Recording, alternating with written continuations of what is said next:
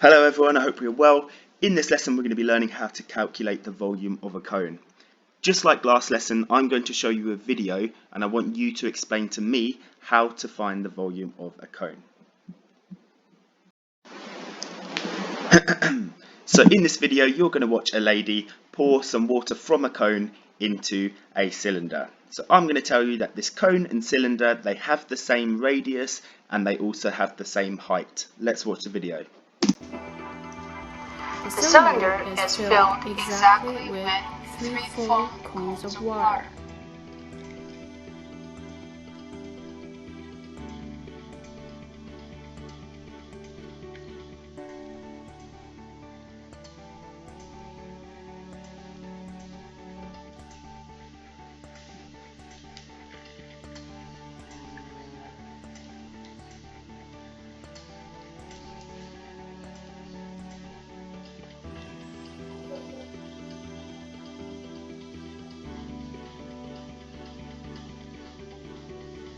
The volume of the cone is a third of the volume of the cylinder.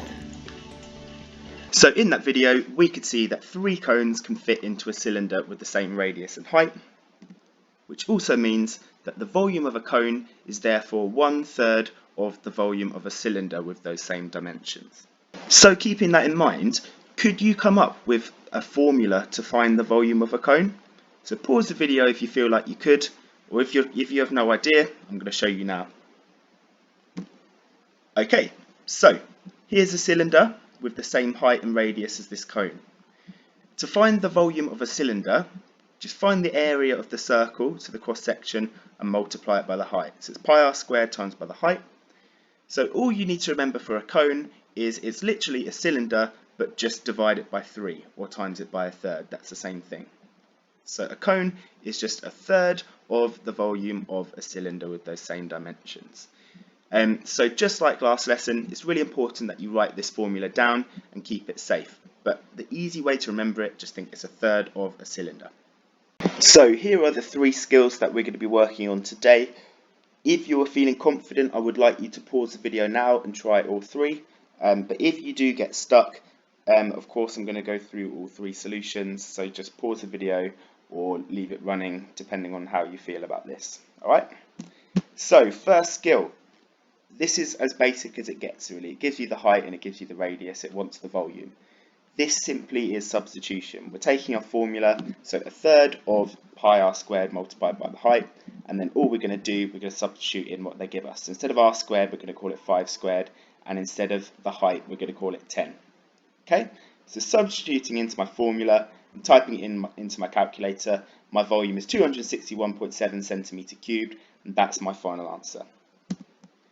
Skill number 2, it's not as straightforward as it looks because they don't actually give us the height, right? So the volume is 1/3 of pi r squared times by the height. The common mistake here is some people think that the height of this cone is 10. It's not 10. The height is the vertical height that's perpendicular to that radius. That 10 is the slanted height, and that's not what we use. Can you think of a way that we could get the height from this information? Well, giving you a clue in the title of this skill, we're going to use Pythagoras Theorem. So let's just draw an extra dotted line. We need to find that height, right?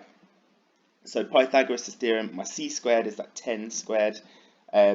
Let's just work it through. We've done Pythagoras before. So make h squared the subject and then square root it. That will tell us that the height is 4.36. So now that I do have the height, I've got everything I need to substitute into my volume formula. So typing it in on my calculator, that will give me 369.6 centimetre cubed when I round it. Okay, so skill number 3, sometimes they will give us the volume and we basically need to do this backwards, so we need to find the height. Right, so remember our formula is 1/3 of pi r squared times by the height. Let's substitute in what we know. Well, this time we know the volume, so instead of v we're going to write our volume, and we know the radius. Instead of r squared we're going to call it 9 squared, and the height in this instance is x. Alright, so there's lots of ways you could do this. I'm just going to start by just tidying up this right hand side. So 9 squared is 81, and when I divide it by 3, so 1/3 of 81 is 27. So that's just what I've done there, and that pi is still there. So it just looks a lot nicer to solve. I didn't have to do that, but that's just the way I like to do it. Okay, so do we notice that I've got a times by pi here and a times by pi here? So if I divide both sides by pi, those pi's cancel each other out, and again it just looks a lot nicer. Okay, 27 times by something gives me 89.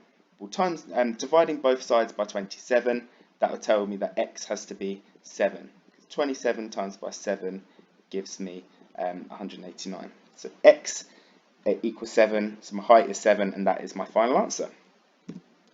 Okay guys, so please can you find your classwork on Google Classroom? So we're just practicing those 3 skills today, please. Just let me know if you need any help with anything. Thanks very much, guys.